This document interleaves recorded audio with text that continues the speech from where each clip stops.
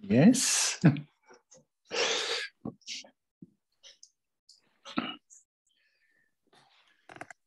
In the Buddha, Dharma, and the Supreme Assembly, I took refuge until I attain enlightenment. Through the merit of practicing generosity and the rest, may I attain Buddhahood for the benefit of all beings. In the Buddha, Dharma, and the Supreme Assembly, I took refuge until I attain enlightenment. Through the merit of practicing generosity and the rest, may I attain Buddhahood for the benefit of all beings. In the Buddha, Dharma, and the Supreme Assembly, I take refuge until I attain enlightenment. Through the merit of practicing generosity and the rest, may I attain Buddhahood for the benefit of all beings. May all sentient beings enjoy happiness and the causes of happiness. May they be free from suffering and the causes of suffering. May they never be separated from the sacred happiness devoid of suffering. And may they dwell in boundless equanimity that is free from attachment and aversion. May all sentient beings enjoy happiness and the causes of happiness. May they be free from suffering and the causes of suffering. May they never be separated from the sacred happiness devoid of suffering. And may they dwell in the boundless equanimity that is free from attachment and aversion. May all sentient beings enjoy happiness and the causes of happiness. May they be free from suffering and the causes of suffering. May they never be separated from the sacred happiness devoid of suffering. May they dwell in boundless equanimity that is free from attachment and aversion. With skillful means and compassion, you were born in the Sakya clan. Unconquerable by others, you vanquished Mara's hordes. Your physical form resplendent like a mountain of gold. To you, the king of the Shakyas, I pay homage. And I was supposed to put that in a long time ago. Here's a prayer to Shantideva.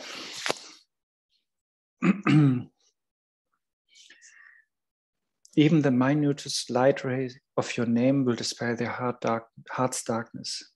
When it enters the ear of the fortunate one, Bodhisattva Shantideva, I supplicate you. So that is composed by His Holiness the 14th Dalai Lama.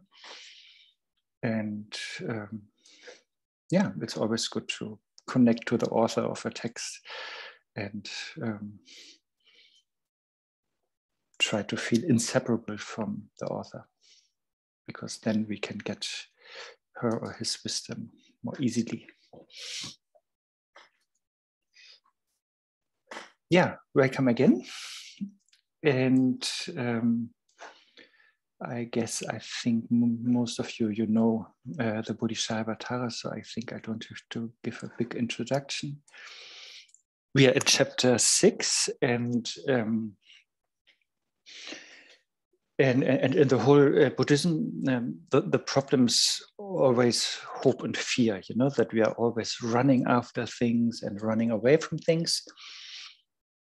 So out of hope, out of attachment, we grasp to something and fixate on something, and then we have a lot of hope to get it or to not be separated from it or to keep it.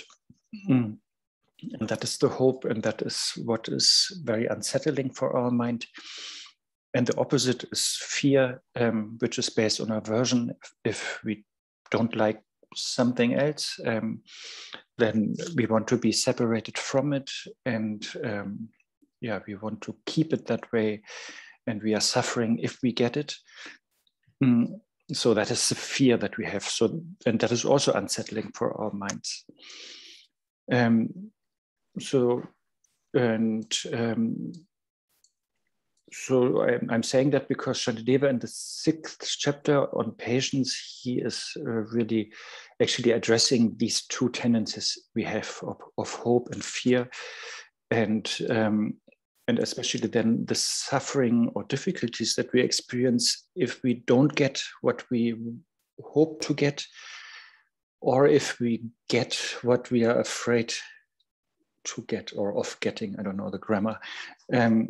So if our worst fears come true, then we are suffering, or if our highest hopes don't become true, then we are also suffering. So these sufferings demand some patience in us. And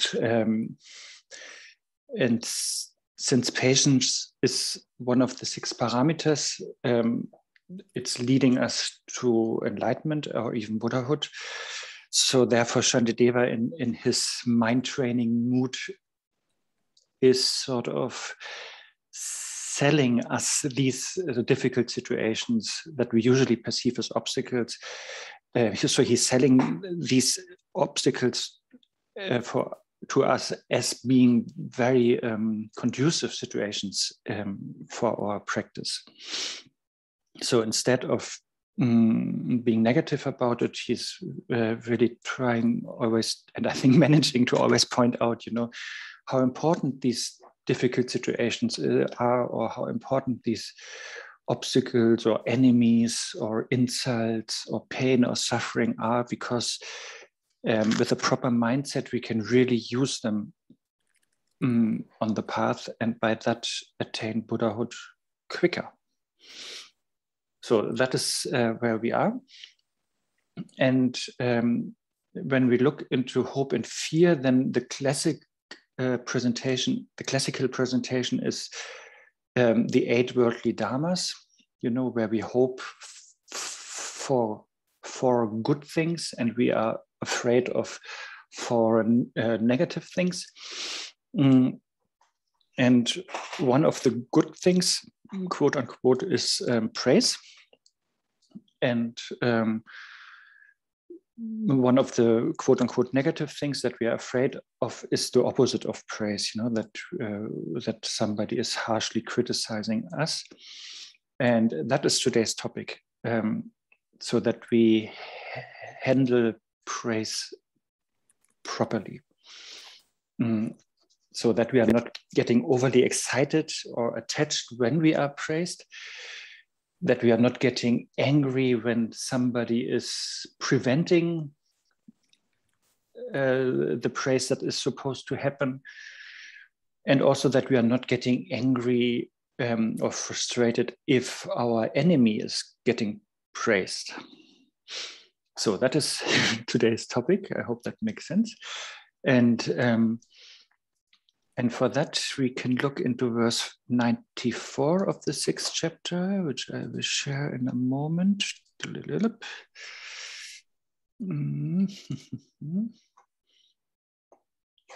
So this is Stephen Batchelor's translation, in case you're wondering. So Shantideva is sort of analyzing if we are praised, what is it? Is it... are we happy because of the sound itself, or are we happy because of the individual who is praising me, or the mind of that individual? And so first he's analyzing the sound. These are the first 2 lines here. Since short-lived sounds are inanimate, they can't possibly think of praising me.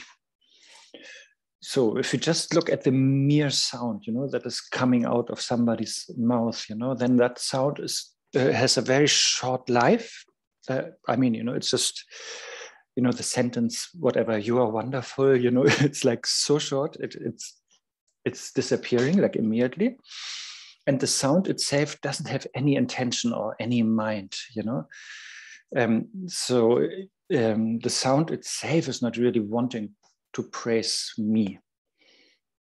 I don't know if that is an English expression, but it's like a one-sided affair. It's like we love the praise, but the praise actually doesn't love us. So it's not a good foundation for a relationship. So therefore, it doesn't make so much sense to run after these sounds, that we appreciate so much, and it doesn't make sense to rely upon these sounds of praises. And then I think that is pretty easy, but now it's getting a little bit more difficult. That is when it's about the second half. Now we look into the I mean, not really look into, but sort of look into the mind of the person who is praising us. And then definitely if somebody is praising us in this example, then that somebody is happy, you know? Because praising somebody is always, there's an appreciation of qualities, you know? So therefore, if that somebody is praising me and I got very famous and I get a big reputation, then we could,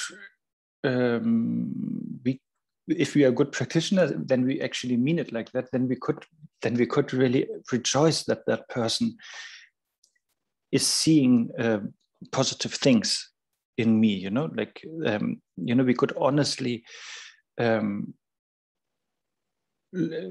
happy about it, you know, that that this person is praising us, because that we see that this person is appreciating good qualities. But that is really if we are really altruistically trained, but usually we are only happy if we are getting praised because we are getting praised. We are not really thinking about what is going on in the mind of others, and but we are only concerned that we get a good reputation, and that we get whatever famous. And then and soon we can discuss on all this. I just wanted to cover some verses first. And then 95, then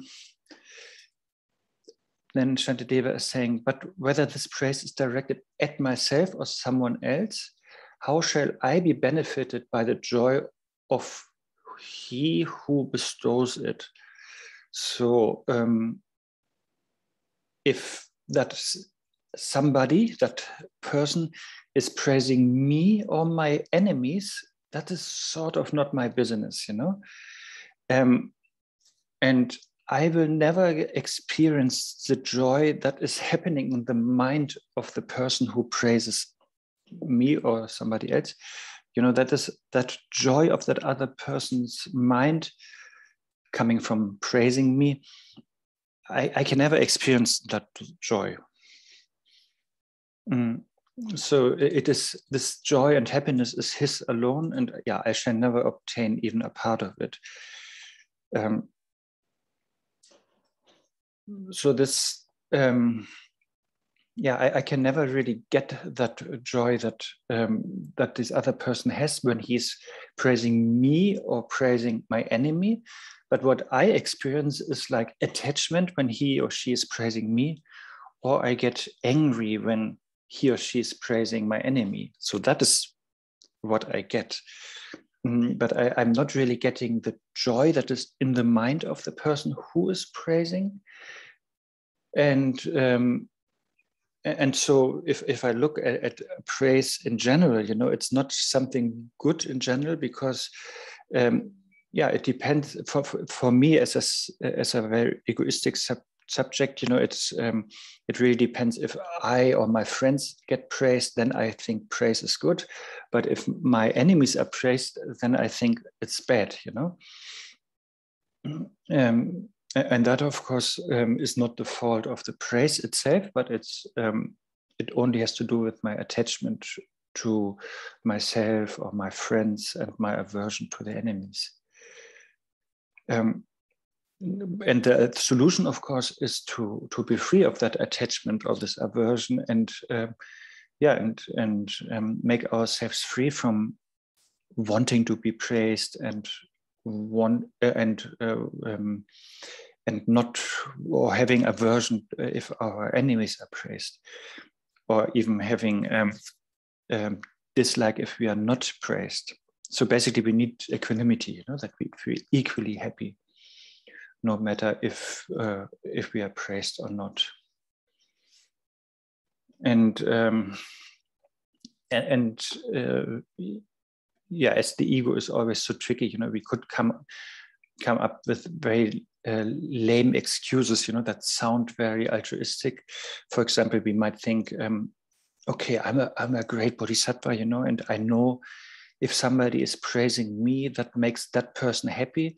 So therefore, yeah, I should impress that person, you know, so that he or she is praising me, so that he or she is happy. But that is, of course, just a justification of the whole of our egoistic tricks or something like that. That is not really the wish that this person is happy. But yeah, that's just a side note. It's not so much in the text. Okay, maybe one more verse and then let's discuss. 96. These are all quite easy to understand, I think,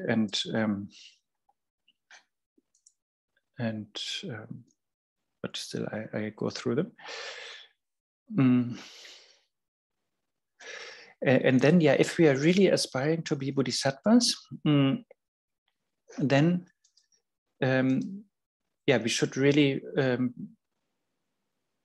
be happy if the person who's praising us is happy, or if our enemy is happy because he or she is praised.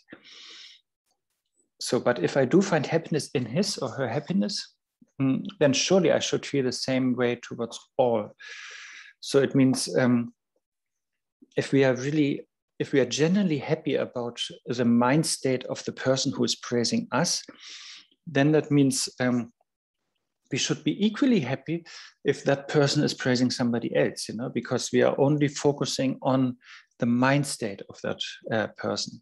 So that is, yeah, how bodhisattvas should think, you know, that when we are getting praised, that we are focusing not on us, but really on the happiness that is created in the other person because he or she is being generous or giving us the gift of praise, you know. And then it says, and if this were so, then why am I unhappy when others find pleasure in that which brings them joy? But even though we are sort of aspiring bodhisattvas, we still get angry or jealous if our enemies are getting praised. And that is really very opposite to the bodhisattva attitude, because yeah, our enemies are also sentient beings and we wish them to be happy and to get what they want. So therefore, if they are getting what they want, like being praised, then that should also be a reason for us to be happy. So therefore, if we are getting angry or jealous because our enemies are praised, then that is really the opposite of our original motivation of a bodhisattva. Yeah. So maybe that much for now, and then maybe if you have something to discuss on these topics, please do so.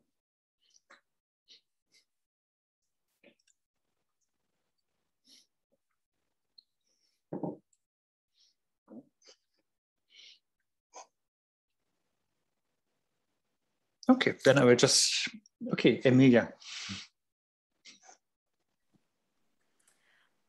This, I have, in the past when my parents were alive, and if they praised me or if they praised my sisters, I can say that genuinely, I knew they were happy about our achievements. So there was no agenda there.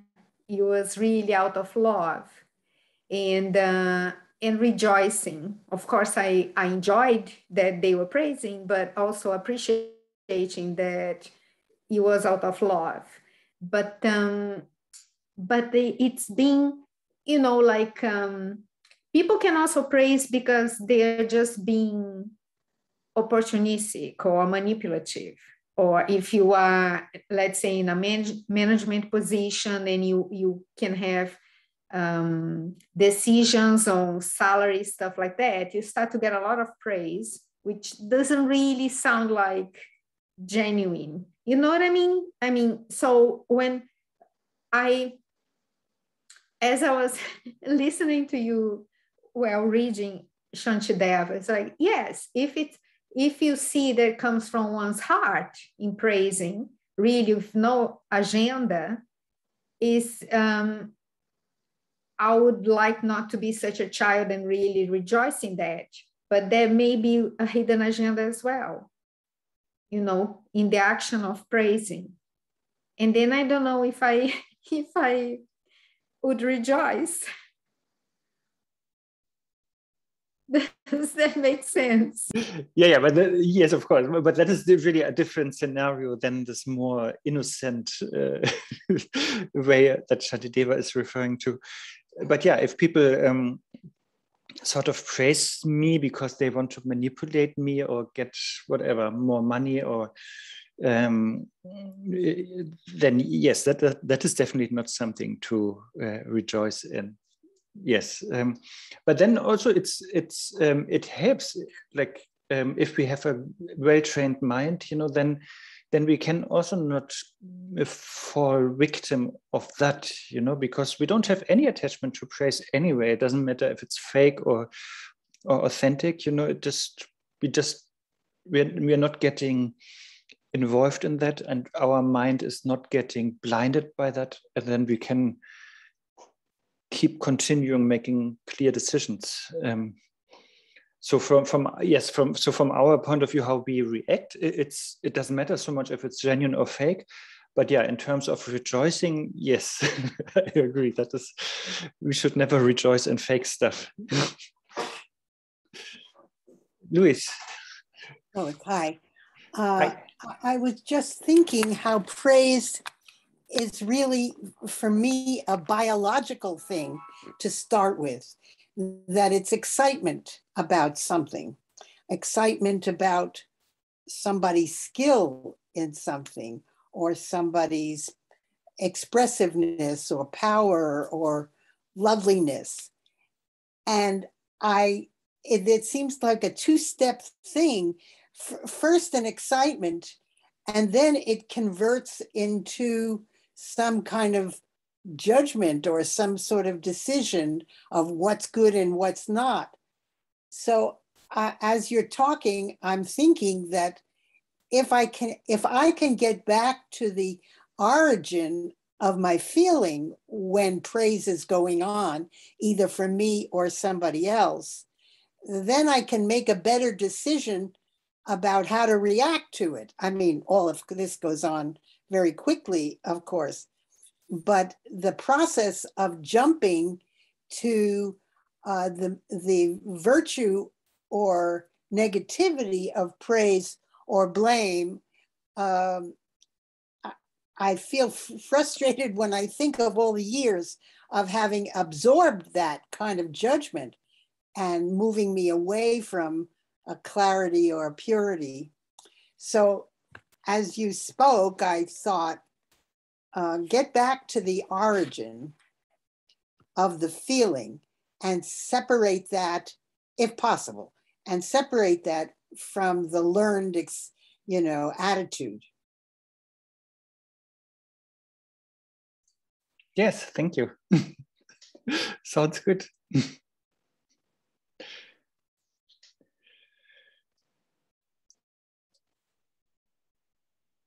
Anybody else?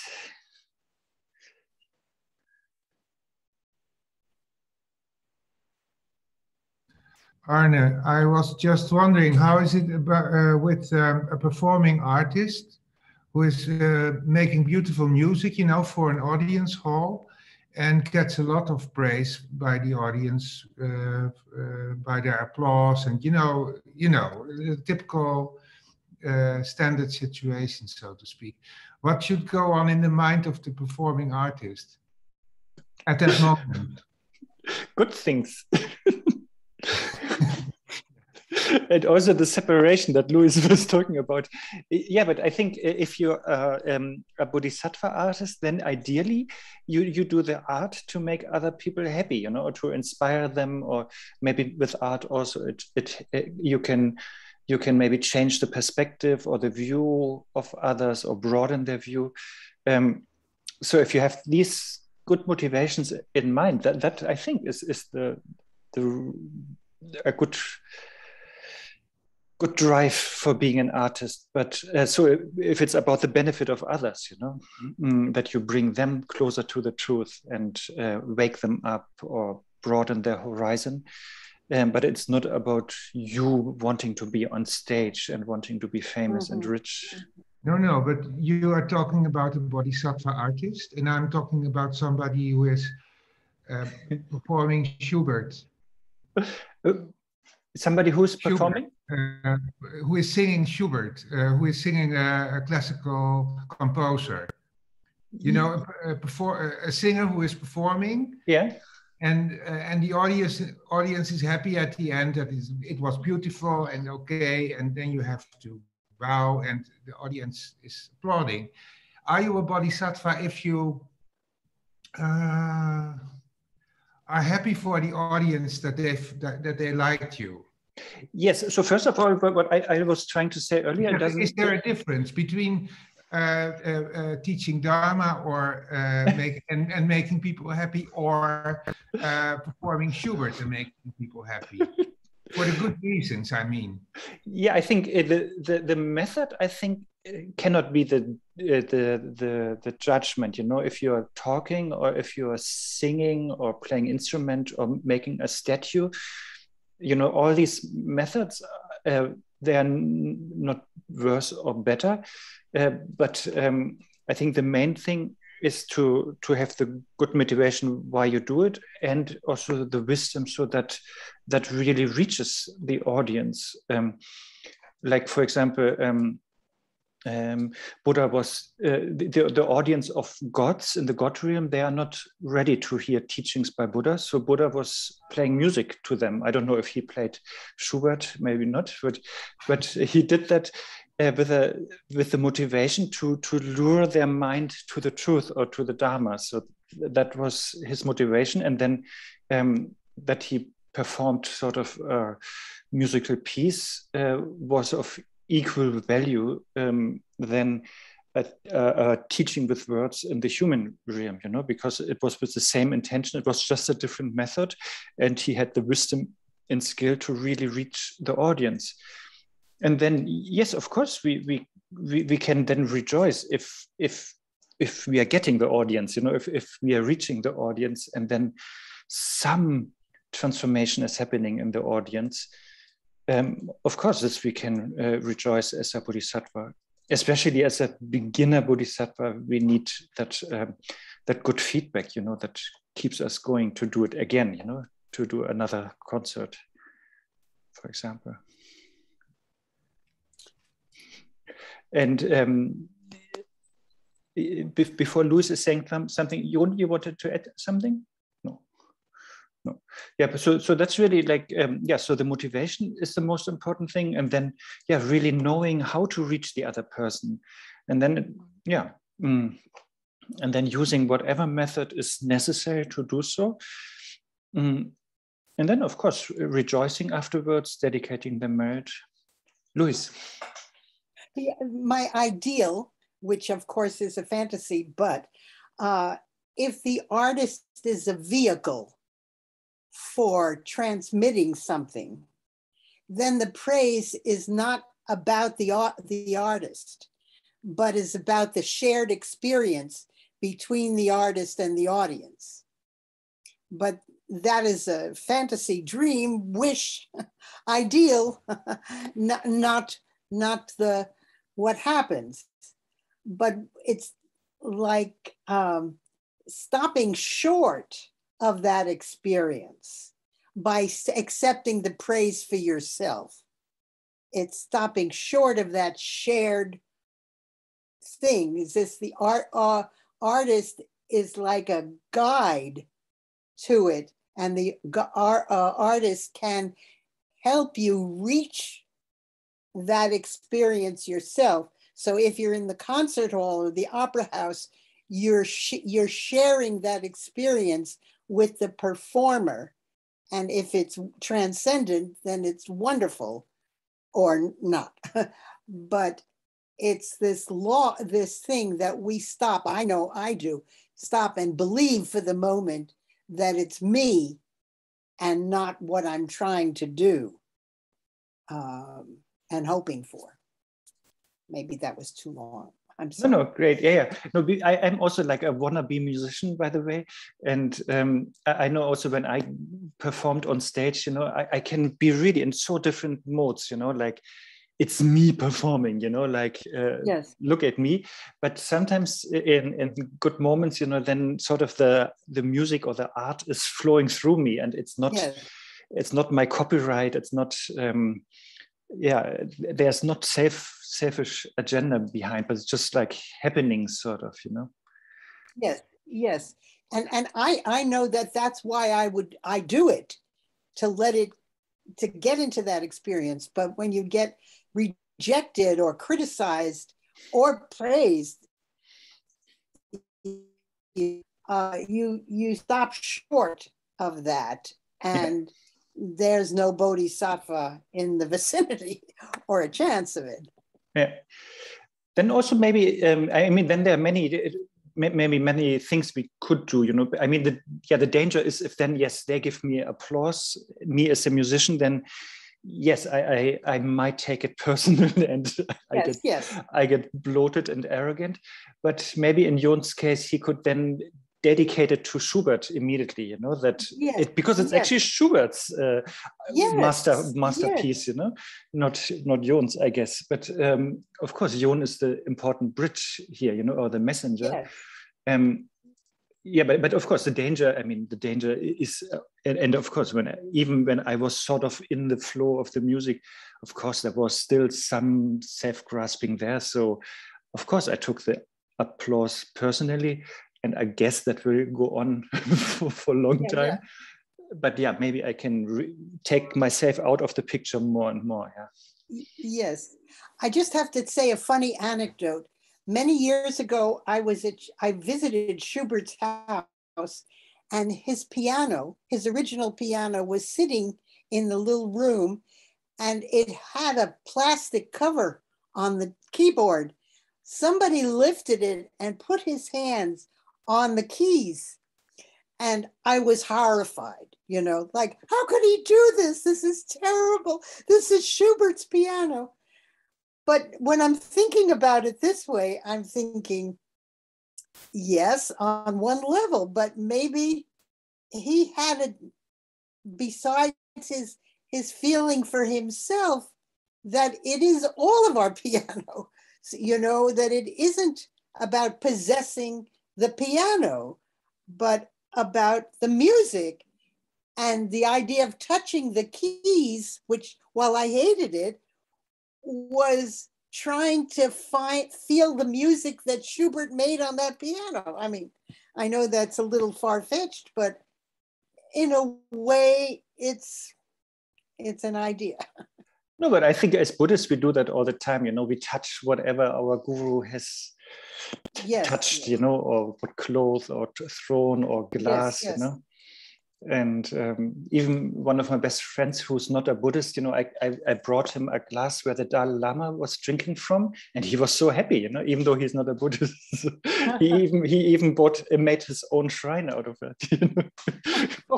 Okay, so that's interesting that we don't own anything. Yeah. And to make a shrine out of it is probably not a good thing. Well, maybe, I don't know. Okay, Pallavi, I think you are waiting patiently. I'm so sorry. No, don't be sorry. All good. Yeah, a quick question. So when there's a history about a person who is not like, we don't have very friendly vibes or connection, and suddenly there is this, and it's like an on and off situation, and not really a very great kind of, been a little bitter in the past, like literally. And then when somebody is really kind of praising you and then you're in a moment of doubt, so how do you really rejoice or express, or really what in that situation do you do? Like, do you really just like smile off or rejoice in our mind that, oh, that person is like, so I mean, just a tricky situation. So you mean if you think it's a fake praise, right? That this person is doing? I don't know whether it's fake. That's what I'm saying. You know, it's like maybe that person has changed and that person is really rejoicing and saying something nice, but has such a record of not being very nice to people or me. And suddenly I hear some praise and I'm like, okay, like what do? Do I smile, or do I like just brush off, or do I just like be pleasantries? And even if I do a fake smile, but do I like really rejoice according to this para verse? Do I really rejoice this person's? No, I think Very situational. I think it's similar to Emilia's thing, you know, like I think then I personally would take it more as a training not to get attached to that praise, you know, and just remain totally balanced, unexcited, but also not with aversion or maybe too much suspicion. But at least just very, very peaceful and calm and undistracted. But yeah, I think if I feel it's not genuine, then of course, nothing to rejoice in it, you know. But maybe this person is trying to. Yeah. Sorry. No, maybe this person is, even with a fake praise, is trying to genuinely become friends with you again, even though the praise is fake. But maybe then that is a genuine intent somewhere, you know. So if you find something genuine, then yes, rejoice in that. I think my thing is that when we're going beyond getting attached or rejecting anything, okay, fine, we're like in a neutral space. But I think maybe just rejoicing anyways is no harm. You really won't know what's in that person's mind. So you take it on face value and just rejoice for the person praising you. You can, if it's not too obviously fake. It's very situational. I mean, we all have mixed motivations, you know. As a bodhisattva, we have selfish motivations, but then also as a bad person, there's also a good motivation in between, you know. So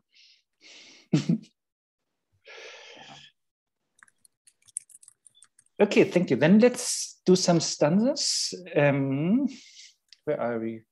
97, right?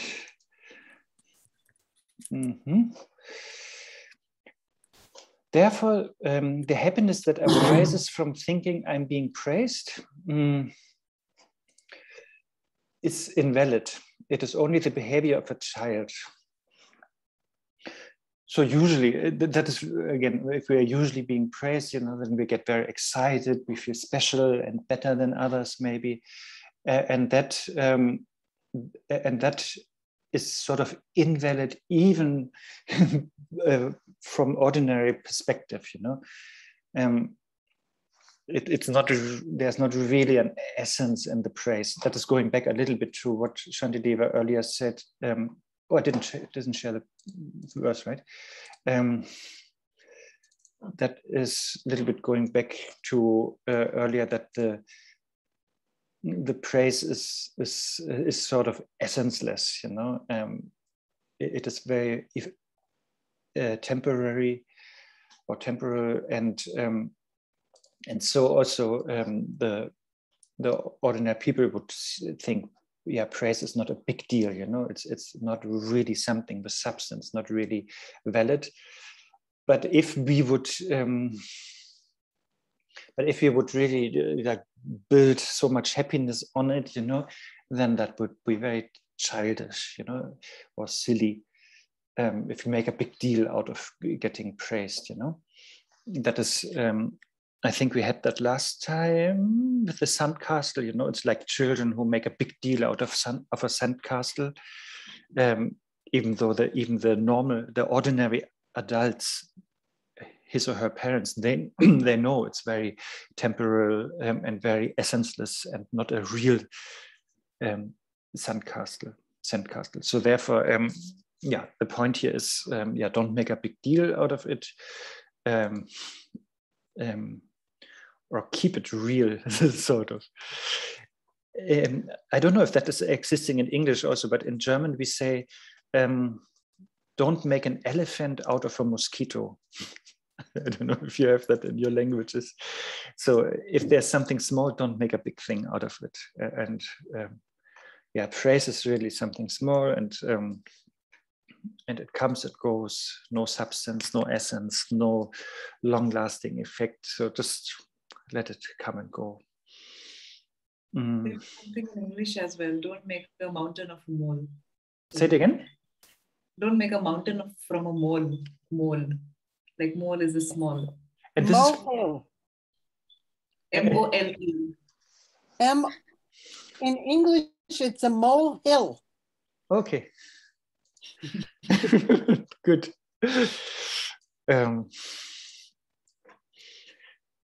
Yeah, and of course that is, I mean, Gendon Schipper is saying that is our general problem, you know, that we exaggerate things, you know, we make things bigger than they are, and we do the opposite.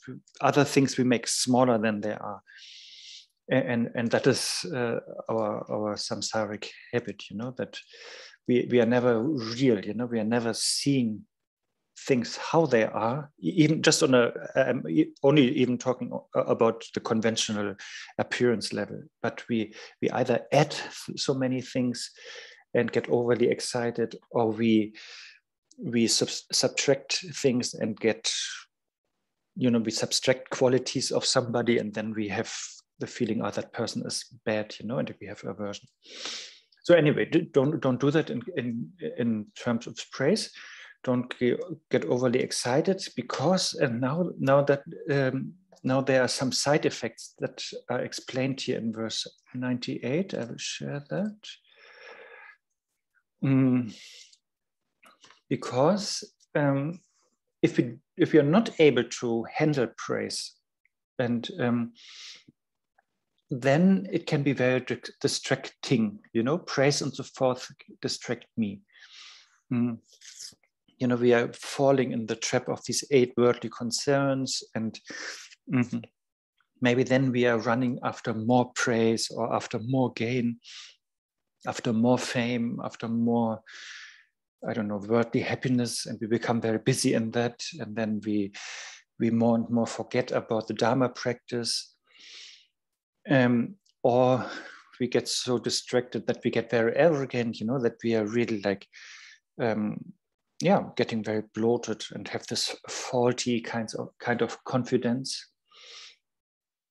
And also it will undermine our delusion with samsara, it says here. So yeah, then we think, oh yeah, it's not so bad here in samsara, you know. And so we are then, you know, if we are constantly getting praise and we take it so seriously, you know, and have attachment to it, yeah, then we think, oh, it's not so bad, you know. Maybe samsara is only like something what poor countryside people in Tibet made up, you know. It's because they had nothing to do, and then we don't have this renunciation or sadness or disillusionment with samsara, and we don't want to leave samsara, and then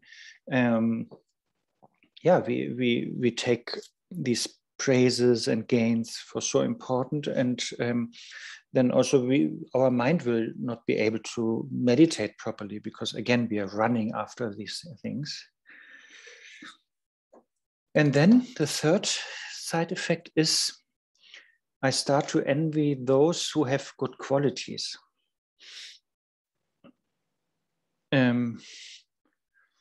So then yeah, if we have enemies or people we are competing with, and when they are getting praised, then we are getting jealous about them, and we what is it? Yeah, definitely we don't rejoice with it, and we are not even patient with it.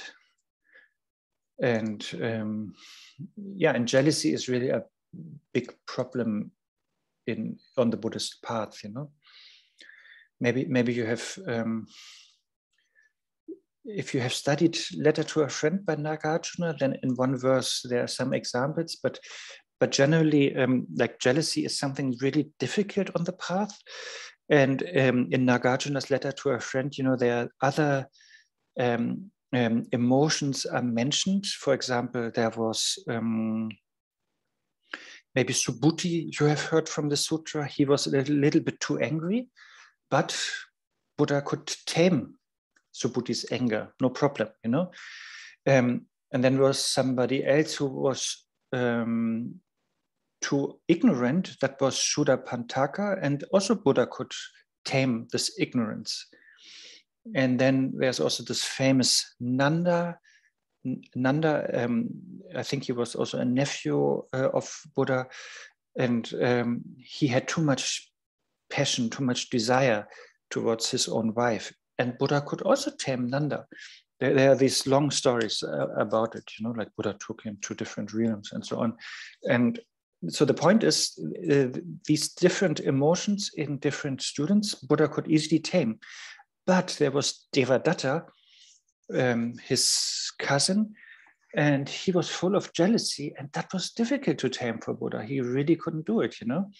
And Devadatta even, he was so jealous, and also he practiced a little bit and had some miraculous powers, but out of jealousy, he couldn't really perceive Buddha as the Buddha, you know. He couldn't see qualities in the Buddha, and therefore he didn't listen to Buddha, you know, and therefore Buddha couldn't reach him, you know.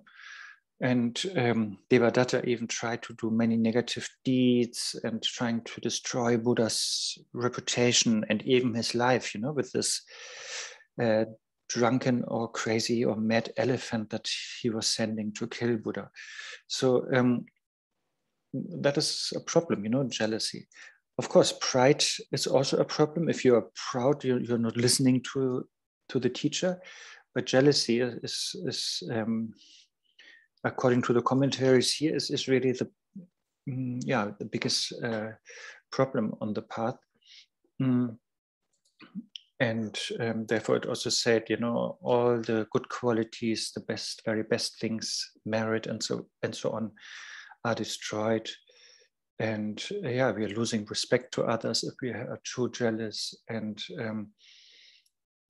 of course, if we destroy our merit and good karma, then of course the very best future lives will be destroyed. And again, we will not focus so much on Dharma practice or good things in this life. So this is just some, this verse, yes, about sort of the disadvantages of jealousy, or and therefore, the advice, of course, is not to be jealous. And in case Jon is getting very famous with his Schubert music, then it's very important here to be very careful. You know, if we are getting then praised and applause and very famous, you know, then the commentaries say it's very important to then, be really mindful about that. Otherwise, we are getting arrogant and we are losing touch with the earth or something like that. I don't know how to say it. You know, some VIPs they're just they think they're then super special, because that attachment to praise, that attachment to fame is very dangerous, you know, and can invite so many other negative emotions. And therefore, and now we are coming a little bit to a different turn of the topic. If somebody is then so the point is, if we can't deal with praise, then all these side effects or disadvantages are happening. And since samsaric beings usually are like that they cannot handle praise, but that then they get attached or arrogant, and so many other negative emotions come in. Therefore, getting praised is of course in itself it's not negative, but we make something negative out of it. But if our samsaric habits are so strong that we make something out of it, then an enemy is actually helping us if that enemy is preventing us from being praised. So if Pallavi wanted to praise me and then somebody is, I don't know, interrupting her, or taking her away, and I'm not getting the praise I eagerly wanted and that Pallavi actually wanted to share, then usually I'm angry with that third person to stopping Pallavi to praise me. But actually, since I have so much samsaric habits and I would not be able to deal with the praise properly, this enemy, the third person, is actually a Dharma protector, to me. That is what is coming up now, because this third person is protecting me from falling into that whole samsara of getting attached to the praise. So therefore, if this person is stopping Pallavi to praise me, I should not be angry with that person, but I should really be happy about that situation, that I'm not getting praised. but this is the introduction to what is coming now, that, and yeah, I'm sure you have seen that strategy by Shantideva in earlier contexts also, that he has that kind of mind training attitude, and by that, something what is usually perceived as an obstacle or enemy, he sees a very positive effect that is happening thanks to that obstacle or enemy. And we can discuss soon, but maybe a few verses because it's now in the same flow. So 99, so usually, when we're getting praised, then we're getting true pride. Then that pride leads to many strange things, to other emotions or negative actions. Maybe we are not nice to others anymore. We are neglecting them, or we are making them feel bad, and so on. And so these negative actions then, of course, accumulate negative karma, and we ourselves will fall in unfortunate realms. It's written here in 99. So therefore, are not those who are closely involved in destroying my praise and the like, so are not those people who stop Pallavi from praising me, my enemies, are they not also involved in protecting me from falling into unfortunate realms? So they protect me from getting arrogant, and arrogant with all its disadvantages and long-term consequences. So therefore, yes, let's be grateful and kind and patient and loving and compassionate with these people, who prevent Pallavi from praising me. So yeah, we could really, as I said earlier, we could see them as Dharma protectors, because they help me to be on the path. They help me not to get too spaced out or too arrogant or too much involved in worldly things. But it helps me to subjugate or tame my kleshas, and then really to continue practicing to on the path to attain Buddhahood for the sake of other sentient beings. So if we look at it, this big picture, then it's good. I think another example is if for example if I'm an alcoholic, and then that is my addiction. I want to drink more and more, and I like it, yes, but of course it will destroy my whole life. It will physically and mentally and socially as an alcoholic, then it's really destructive. But then if Yon is coming in and is hiding my bottles, or is destroying them or removing them, then yes, I would perceive Yon as an enemy, and I would get angry with him. But actually, he is like this Dharma protector, he's like really protecting me from destroying my life. Yeah, by keeping me away from the bottle. So the same thing is with this enemy who's stopping Pallavi to praise me. So this enemy is actually helping me to not follow my addiction of getting arrogant.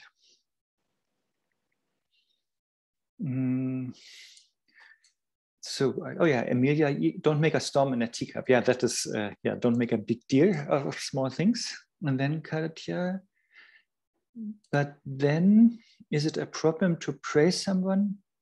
I think the word is hard, so I like to notice when someone does something good. The word is hard, yeah. No, it's not. No, it's not. It's good to praise somebody. Yeah, I got it. Thank you.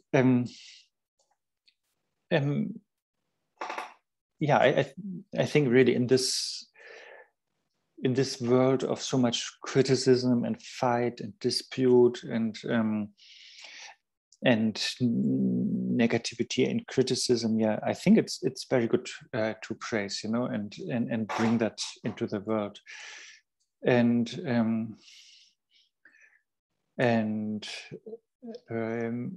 so definitely that is so much encouraged, and praise is also a big and important Buddhist practice. I could have mentioned that maybe also. Maybe you have noticed in classical texts, it starts, of course, with the title, and then the title is explained, and then normally there's a praise, like homage to the Buddha, homage to the Buddhas and Bodhisattvas, homage to Manjushri, homage to the Guru, and so on.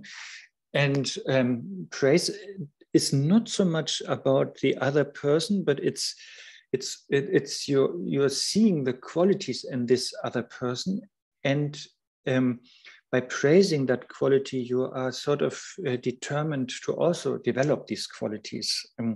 So therefore, praising is a Buddhist practice. Yeah, we have this praise to the 21 Taras. It's only praise. So, but exactly, it's not only praise, but it's a whole practice. It's a whole aspiration to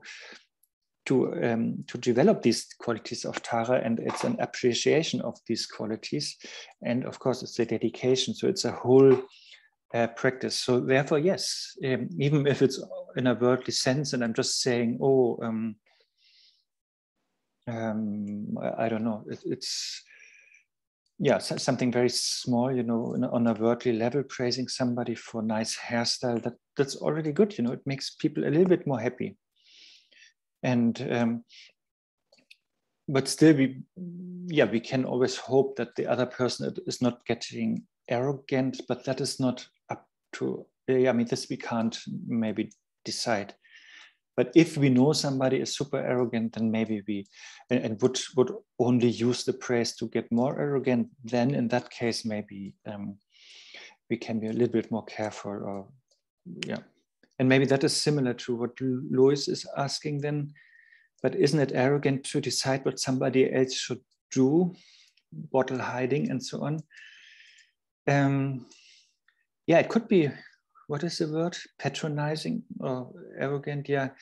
But in this example, I think if I'm an addict with alcohol and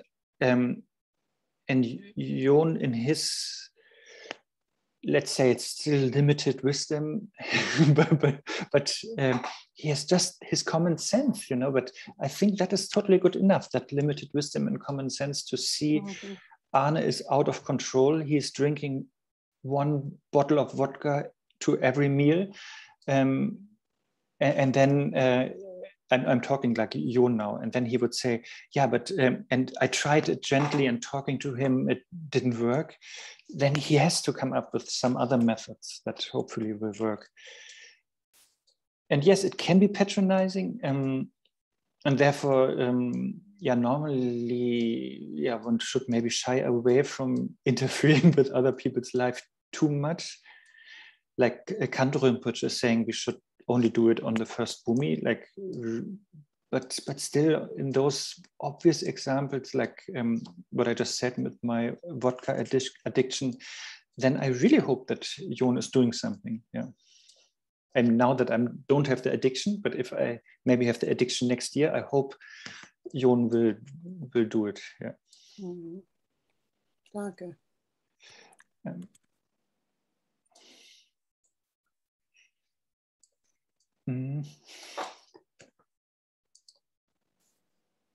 Okay, then maybe one more.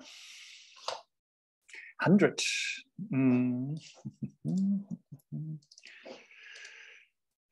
I, who am striving for freedom, do not need to be bound by material gain and honor. So why should I be angry with those who free me from this bondage? Yeah, that is very similar to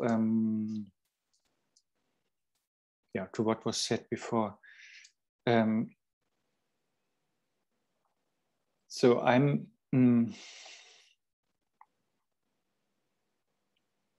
so the example is, samsara is like a prison. We are bound by our negative emotions, by our obscurations, very limited, not much fresh air, and not much light, but it's really a dark, dirty place, sort of, and we are bound, like the negative emotions chain us.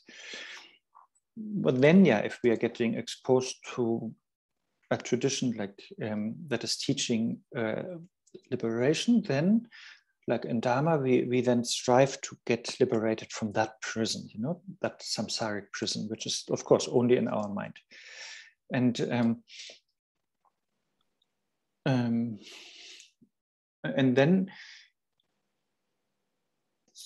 the question is, what do we need to get liberated?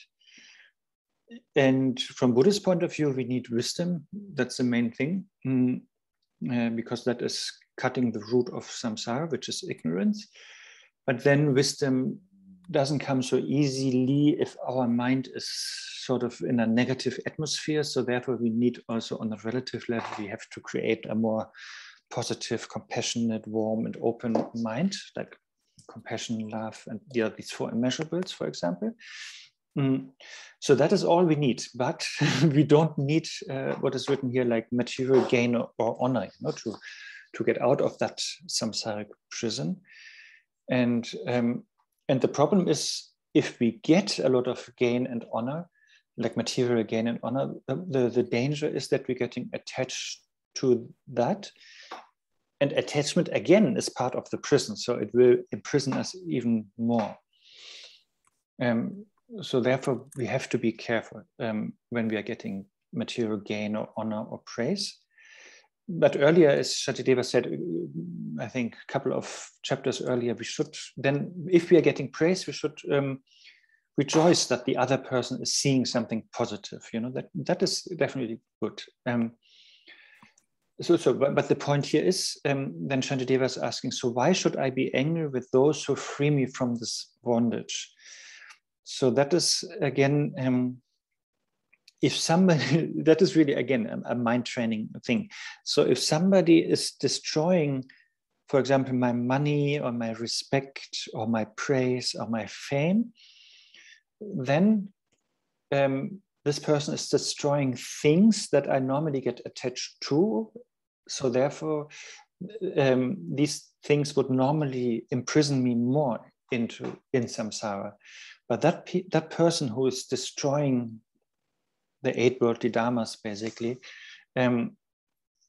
this person, yes, normally I'm angry with this person, but actually this person is helping me to get out of the prison, because he's destroying all the things that I would get more attachment to.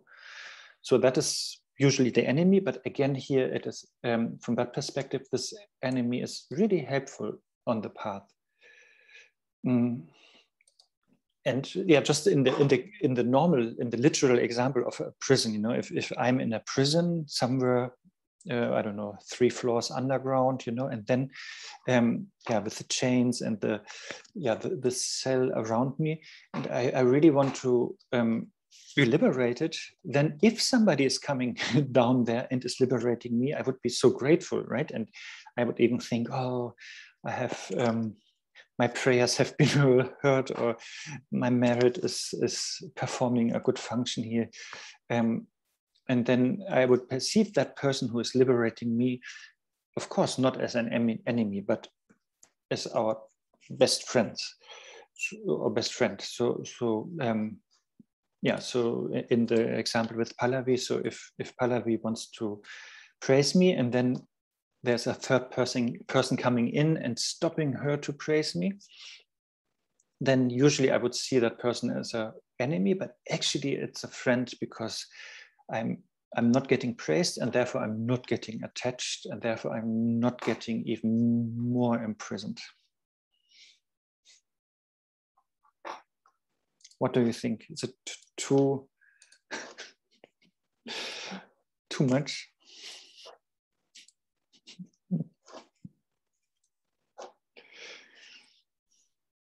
It requires a lot of mind training. Yes, and only then it makes sense, you know. If you know, we have to have different premises, you know, like before. Yeah. Larry, I think I saw your index finger up somewhere. Hi. So I wanted to comment on the previous point. For example, with the question of the problem of praising someone, I think it is important to say that the motivation behind is really, really important, because you can do it for taking advantage of someone or to make someone happy. And in the next point about being arrogant to decide what someone else should do, this is very related to what you said, Arne, that we are not Buddhas, so we don't know the absolute truth. We know the relative truth, and we are just trying to do our best. That's it. Thank you. Yes, the first point, yes, definitely. But when I think I was encouraging that we praise each other, but yes, definitely with a good motivation always, and not to manipulate others. And what is like smear honey around their mouth? Is it a saying? Or maybe a German thing again. Yeah, so we don't want to praise somebody just to manipulate this person. And your second point, yeah, exactly.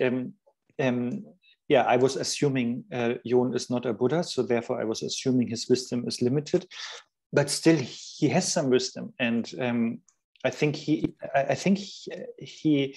should use all his wisdom and compassion that he has, knowing it's limited, but then if he's really checking well with his limited wisdom and compassion, Arne is not in control, he needs help, then yes, he should do it. Yeah. After checking carefully not to intrude my privacy or patronizing me. Yeah. But that's all, you know, like until we are Buddha, it's like Khyentse Rinpoche is saying, it's always a guess job, you know, we don't know for sure. We can only assume, you know, what could be helpful. Like I think I talked with this Dzogchen Ponda Rinpoche, for example, my example at that time, it's really like 20 years ago. So I thought if I walk on a road and then there is a snail coming on the road, you know, and the road there are cars, you know, and then what to do, you know? I thought maybe if it's my natural reflex was to take it and put it on the other side, you know, in the green, you know, to save it from the cars. But maybe then I thought, if I do that, maybe then it goes back and then it will be killed. Or maybe there's a bird nearby or whoever, and then killing the snail there immediately. And maybe it's better not to touch it at all and just let it slowly go. And maybe it is in that rhythm that it's not killed by any car, you know, because it is in the exact perfect situation and place and speed, you know. So basically, I thought, I never know, you know, because I don't have omniscience, I never know what is the best to do. Should I interfere with things or should I just leave it as it is, you know? And then Ponop Rinpoche said that I'm overcomplicating it as usual.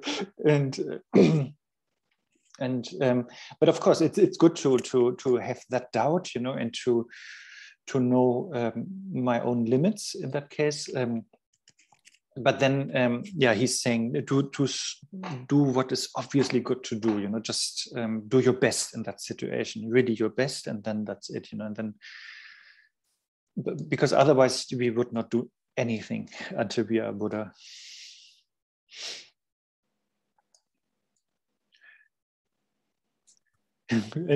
It's also, I heard the same thing with gardening. Now you can see I grow some chilies, actually, if maybe you can see. And gardening, I heard, is also the same thing, you know. Do you just let it grow, or is it better to cut here and there, you know? And there are also two religions about it, you know. Yeah. So what do you do? With my chilies? Yes. No, I try to be like Jon. I try to gather my best possible wisdom and compassion in each day, and then have a look and see what needs to be done. Maybe interfere a little bit, or maybe today I only let it grow. But I'm more on the let it naturally grow kind of side, because I don't see any suffering here, you know. So I think I can just let it. No need for me to interfere and make it worse. But in my example with Jon, I think he would see the suffering that I have, and then yes, once he is recognizing that, he should be alarmed and react and interfere. Yeah.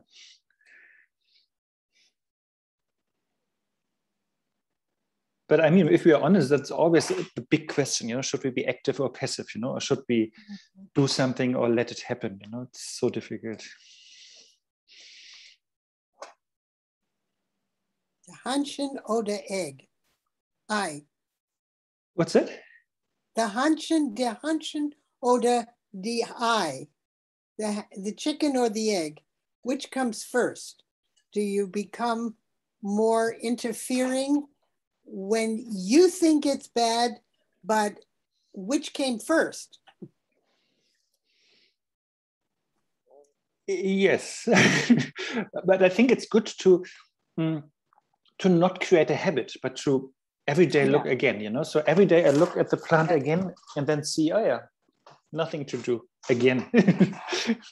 But I don't nothing to do today. Yes, and tomorrow I could. The next day I look again, totally fresh, without any habitual drive.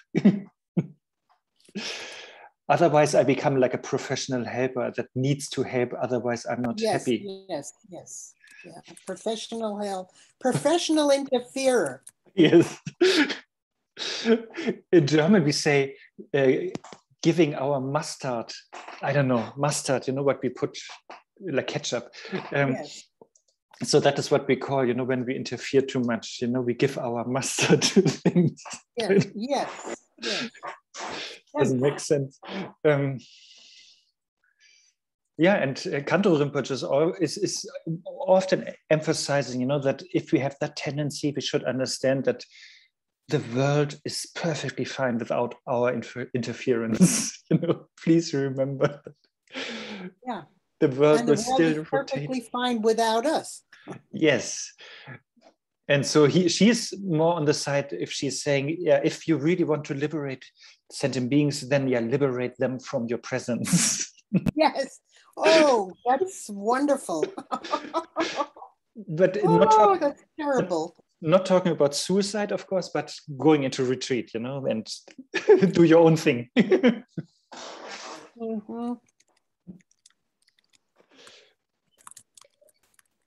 Emilia. I don't know if I would totally agree with that. I mean, I'm hearing you talking about Jon. I did the opposite, actually. with a friend. She became an alcoholic. Her dad is an alcoholic, and I saw the pattern, and I didn't want to say anything.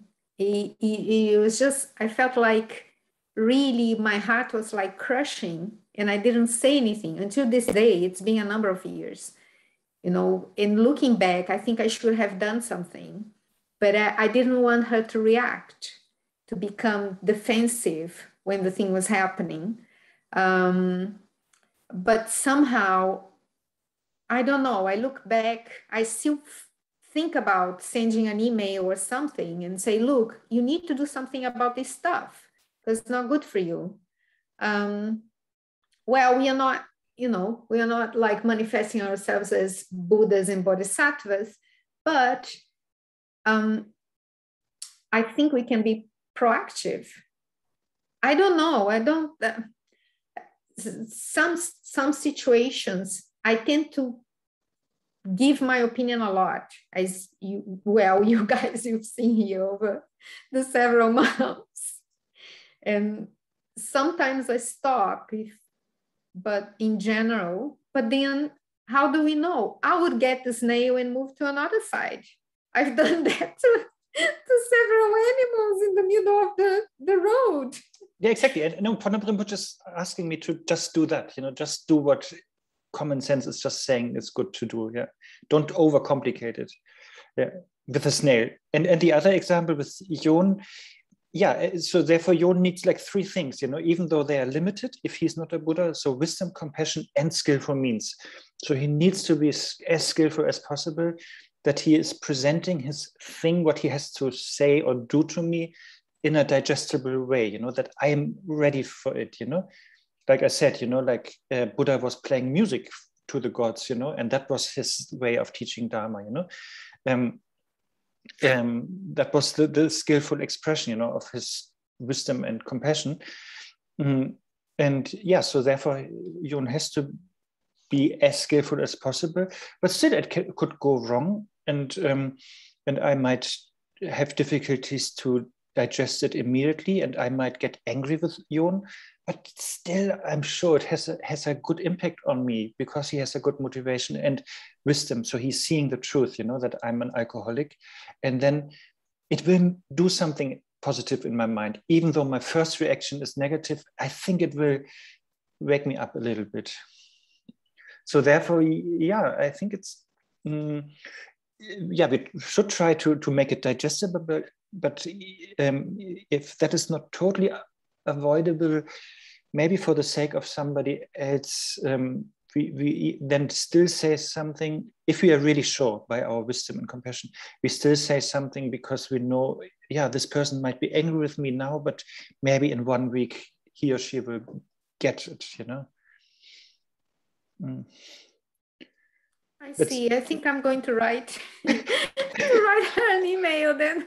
But it's very situative, you know, and very individual. One cannot really give a general answer, but just gather all your wisdom, compassion, and skillful means together, and then see what you think is the best to do. Maybe even pray to the guru first, you know, to get even blessing on top of it, you know, so that you have more clarity. That's a good idea. I'm too bad on skillful means. I don't even.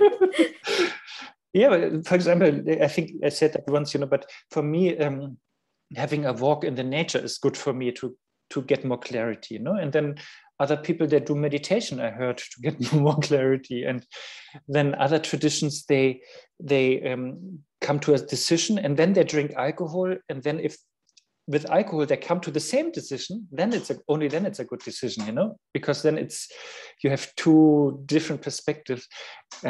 So just saying, whatever helps you to be most clear, most skillful, most wise, and most compassionate, do that, and then see what you write him or her.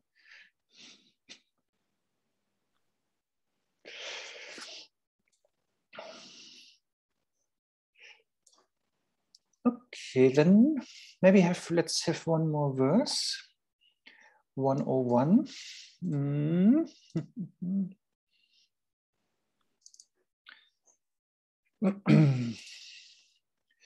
So those who wish,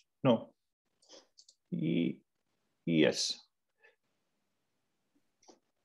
Those who wish to cause me suffering are like Buddhas bestowing waves of blessing, as they open the door for my not going to unfortunate realm.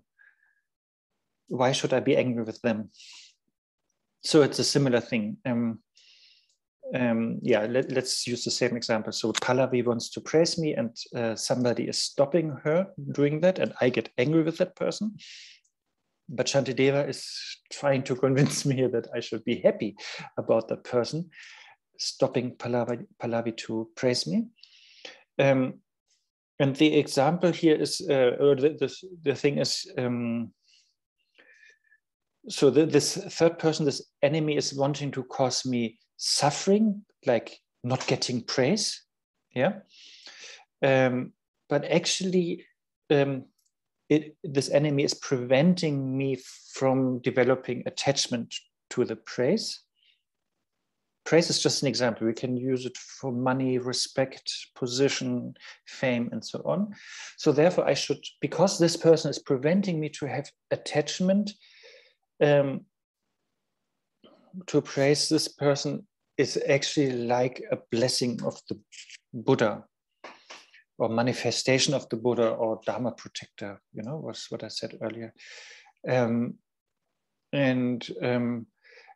so because this person is then stopping me to have attachment, and with attachment, all the other negative emotions come, and they would lead me to unfortunate rebirths. And so that is, and that pathway is sort of blocked by this enemy, so-called enemy, because he or she is preventing me to have attachment, and therefore he or she is preventing me to go to this unfortunate realms. And therefore, yes, I should not be angry with this person who interferes here, but I should be happy with him or her. Oh wait, I think I had a stupid picture for that. It's really not, is it for that? Yes, it's not so amazing, but let's just use this as an example. See? So now we are not using praise as an example, but money. So let's say I'm this fish, and of course, a fish would not eat the money anyway. But let's say there's a nice worm on the hook here. So I, the fish, I would be very happily and swiftly swimming to this worm, and I would have a lot of attachment, and to the worm. So that would be my problem. I see the worm, and then I have attachment. Attachment, of course, is a problem. And but now, if there comes another bigger fish, for example, and this fish is sort of interfering me from getting the worm, then that is actually a blessing for me, because I'm not getting hooked, right? But I would perceive this bigger fish as an obstacle and as an enemy,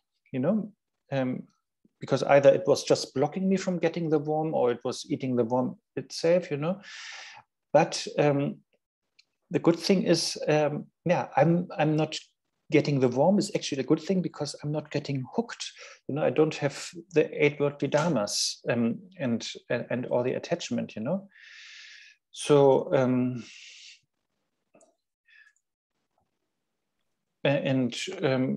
so that is the idea here. Even though it looks like an obstacle or enemy, it really prevents me from generating attachment to money or worm here. And it's of course not about the worm or the money or the fame or the praise, but attachment is the big problem that we all have, especially in the desire realm. Yeah, I think it was not so profound, this picture, but just to give another example. And I think that's it. Or is there something burning that you want to share? Then I will share the dedications.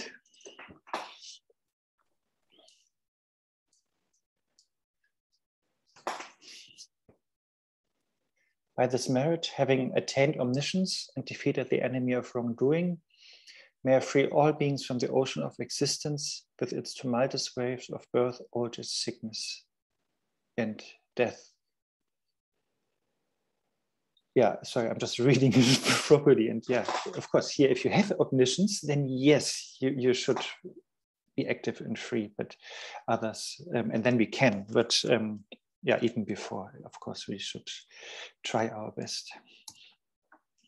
And then, yeah, so if we read the 10th chapter of Shantideva, then yeah, he's dedicating all the merit always to different aims. And one aim is here for the all sentient beings. And then another big aim is to dedicate it for the longevity of the Dharma. And that is encapsulated here in Joy Prabhupada's prayer. May I, in each and every lifetime, carry the weight of Buddha Shakyamuni's teachings. And if I cannot bear that weight, at the very least, may I be born with the burden of thinking that the Buddha Dharma could reign.